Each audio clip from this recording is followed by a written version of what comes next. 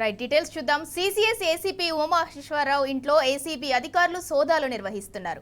అశోక్ నగర్లోని ఆయన ఇంటితో పాటు స్నేహితులు, బంధువుల ఇళ్లలో మొత్తం 10 చోట్ల ఏకకాలంలో సోదాలు చేస్తున్నారు.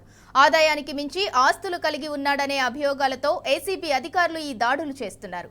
ఇబ్రహీంపట్నం రియల్ మర్డర్ కేసులో ఉమామహేశ్వరరావు విచారణాధికారిగా ఉన్నారు. అయితే ఆ కేసులో నిందితుడు మట్టారెడ్డి నుంచి ముడుపులు తీసుకున్నాడనే ఆరోపణలతో అప్పటి సిపి ఉమామహేశ్వరరావును సస్పెండ్ చేశారు.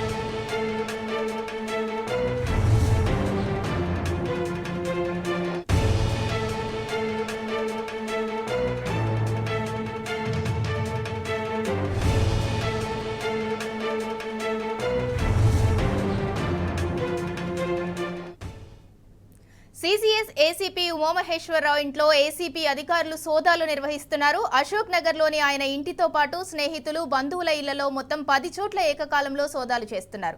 ఆదాయానికి మించి ఆస్తులు కలిగి ఉన్నాడనే అభియోగాలతో ఏసీబీ అధికారులు ఈ దాడులు చేస్తున్నారు. ఇబ్రహీంపట్నం రియల్ మర్డర్ కేసులో ఉమామహేశ్వరరావు విచారణాధికారిగా ఉన్నారు. అయితే ఆ కేసులో నిందితుడు మట్టారెడ్డి నుంచి ముడుపులు తీసుకున్నాడనే ఆరోపణలతో అప్పటి సిపి ఉమామహేశ్వరరావును సస్పెండ్ చేశారు.